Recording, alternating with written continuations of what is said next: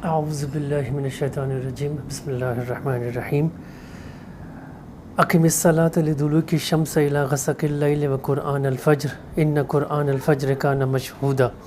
سورج ڈھلنے سے رات کے اندھیرے تک نمازیں قائم کیجیے اور ان کے علاوہ فجر کی نماز بھی پڑھو، بے شک فجر کی نماز کا پڑھنا فرشتوں کی حاضری کا وقت ہے۔ اس میں پانچوں نمازوں کا ذکر آ گیا ہے: فجر، ظہر، عصر، مغرب، عشاء۔ نماز کی اہمیت کا اندازہ اس سے لگائیے کہ سورہ مومنون کی آیت نمبر 9 ہے کہ والذین ھم علی صلواتہم یحافظون، اور جو اپنی نمازوں پر محافظت کرتے ہیں۔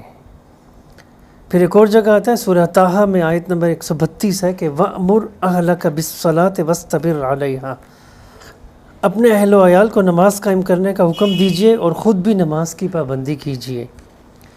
پھر وہ مشہور حدیث بھی ہمارے سامنے رہنی چاہیے۔ نبی صلی اللہ علیہ وسلم نے فرمایا کہ اسلام کی بنیاد 5 چیزوں پر ہے: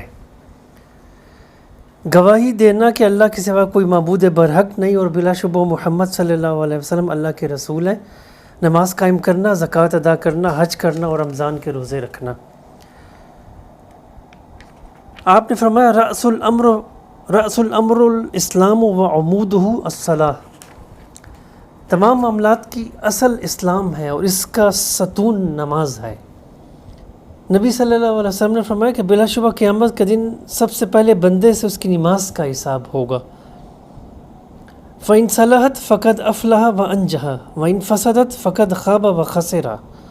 آپ نے فرمایا کہ جس کی نماز صحیح اور مکمل ہوئی تو وہ کامیاب ہو گیا اور نجات پا گیا، اور جس کی نماز خراب ہوئی اور ناکام اور تباہ ہو گیا۔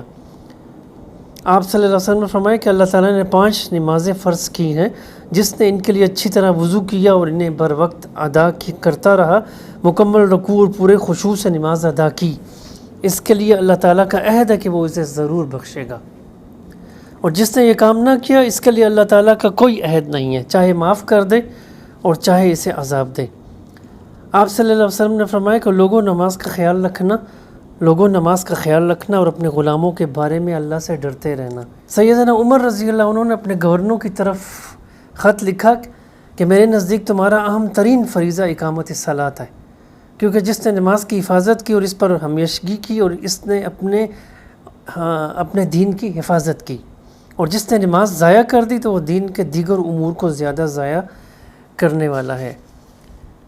پھر آپ صلی اللہ علیہ وسلم کی یہ حدیث جس میں آپ نے فرمایا کہ 5 نمازوں کی پابندی آدمی کے تمام صغیرہ گناہ مٹا دیتی ہے۔ رسول اللہ صلی اللہ علیہ وسلم نے اپنے صحابہ سے پوچھا کہ تم میں سے جس کے دروازے پر نہر ہو اور وہ اس میں روزانہ 5 مرتبہ نہائے تو کیا اس کے جسم پر کوئی میل رہ سکتی ہے؟ صحابہ کرام رضوان اللہ علیہم اجمعین نے عرض کیا کہ ذرا بھی میل نہیں رہ سکتی، تو آپ صلی اللہ علیہ وسلم نے فرمایا کہ ایسی ہی 5 نمازیں ہیں، ان کے ذریعے اللہ گناہوں کو مٹا دیتا ہے۔ ایک حدیث میں کہ بے شک ہر نماز کے وقت اللہ کی طرف سے ایک فرشتہ صدا لگاتا ہے، اے لوگو اس آگ کو بجھانے کے لیے اٹھو جسے تم نے اپنے گناہوں کی بدولت اپنے لیے جلا رکھا ہے، اسے نماز کے ذریعے بجھا دو۔ تو اس سے نماز کی اہمیت کا پتہ چلتا ہے۔ ایک اور حدیث بھی میں آپ کو سنا دوں، مشہور حدیث ہے۔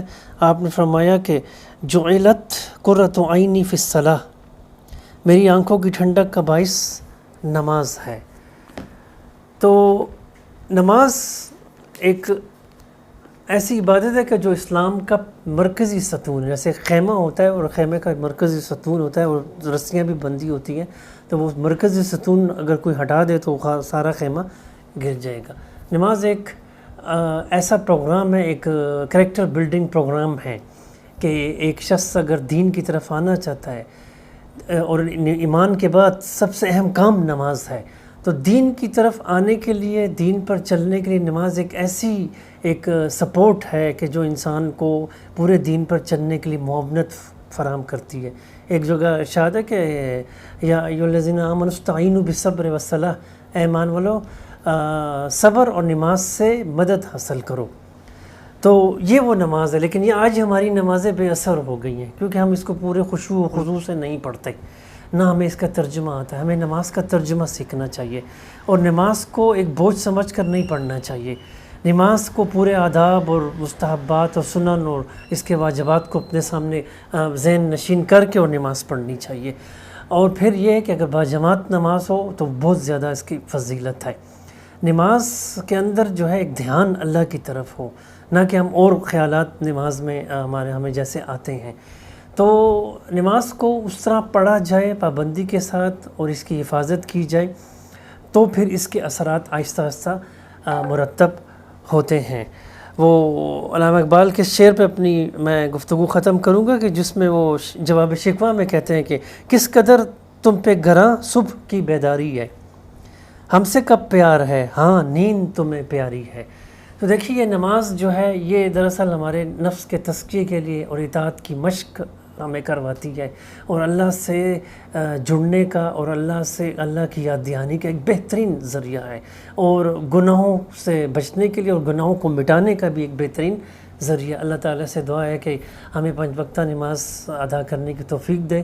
مردوں کے لیے باجماعت نماز اور خواتین اپنے گھروں کے اندر نماز پڑھیں. اللہ تعالیٰ ہمیں اس کی توفیق دے. وآخر دعوانا ان الحمد للہ رب العالمین. آمین یا رب العالمین.